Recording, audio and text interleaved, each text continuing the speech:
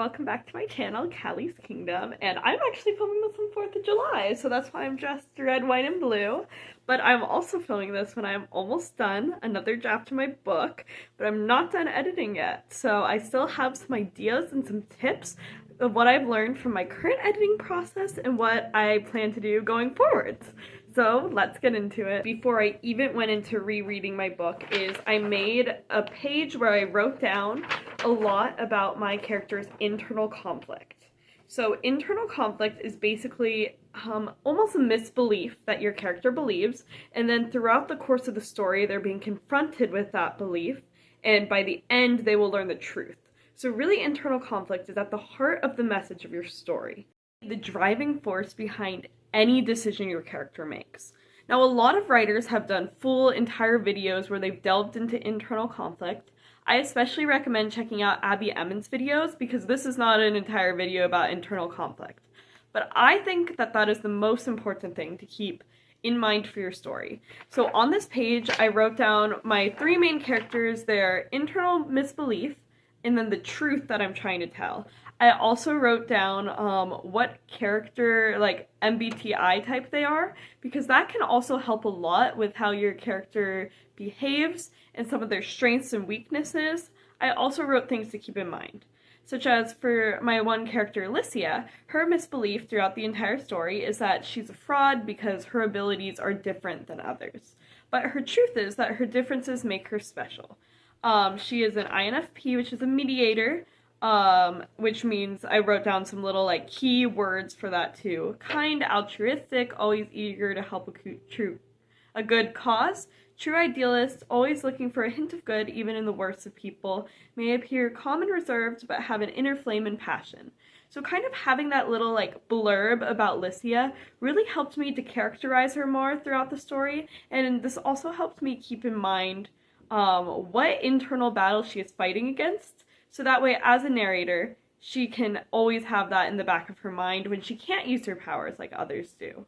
I also wrote some of the cons of an INFP: can react emotionally, difficulty scolding others, dislikes conflict, perfectionism tendencies, and blames herself for problems.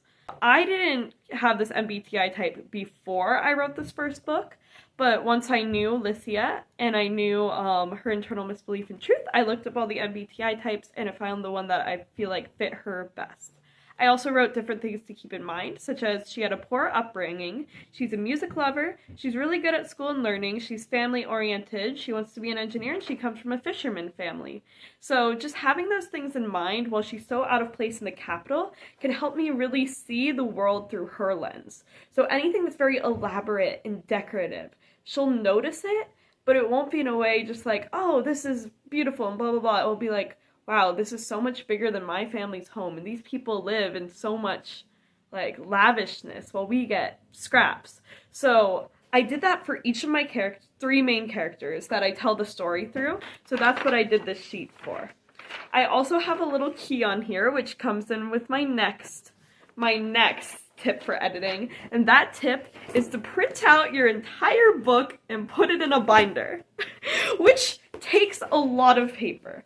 But it was very, very helpful to have my book in a form that I would normally read books in, and to be able to mark it all up, highlight passages, write little notes, and not be so worried about coming up with the solution right then and there. I read this book as if I was a beta reader of my own book, honestly. So I went through and I had a little sticky note as a bookmark, printed everything out. It's all highlighted, all marked up, and I went through page by page, marking it up, highlighting good things, writing down what I liked, honestly, as well as what I didn't like. Also, sometimes I'd make notes, such as there was a big section in the middle that I had to change, and there's a part where I wrote down a list of things that I wanted to change about it and to add into that new section. Such as, here's the example of that. On the bottom of this page, I wrote a bunch of notes about what I wanted to change. And I know some people don't always enjoy doing it this way, and it does take up a lot of paper. I was lucky enough that my college lets me print for free, so I just went through and printed out everything over a couple different days on a couple different printers, because I would feel so bad using all of this paper from one printer, especially the one that was in my residence hall. So, after I went through all this, then I reread my notes and I also read it through online, and there was a lot I caught online that I didn't catch on paper as well, but I thought it was helpful to have both different times. One time reading it through, marking it up, then I also get a sense for, okay, this is exactly what I wrote. Because I wrote this book over a couple different years, and I just recently finished it, so I took some time away. That's another tip. Take some time away before you go back and start to edit your work. And throughout that, I just finished my second and third draft, and now I have some smaller little things that I think you could do to help your editing process. So first of all, this next tip might not apply if you are already a plotter, but I am not, so it is fit your story and what you have for it in the 27 chapter or 3-act story structure, or just map it out into a story structure. And that will help you see, okay, these are the beats I'm hitting, this is kind of how it fits into here, and also see if there's anything you need to improve or anything you missed. As a pantser, it is very hard before you're going into it to know exactly where your story's going and exactly how it will fit in the story structure. And even as you're writing, you don't want to just like keep it totally in mind.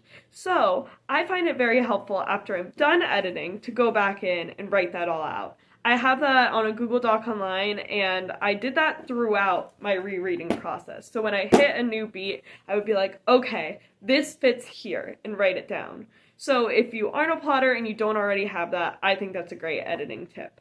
And next is a really fun one. I want to reread this again with my edited draft. I did a lot more showing than telling, which is another thing that you should keep in mind while you're going through and editing. But I just want to reread it and see which chapters are the least strong. Which ones do I not like reading, and which ones do I think more could happen in, compared to which ones do I love and think there's a lot going on in, but which ones do I think too much are going on in. So I actually had the idea, I've never heard anyone do this before, to tier rank my chapters. Do you know all those little like tier ranking videos that people do? I want to do that, but for my book. I don't know if I'll make a video out of it because I don't know if I'll have to be too vague that it won't be interesting.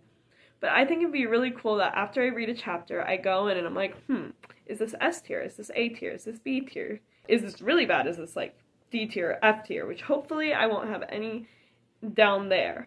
But I think that will be interesting to see the spread of which chapters do I like better than others and which ones really draw me in and do their purpose.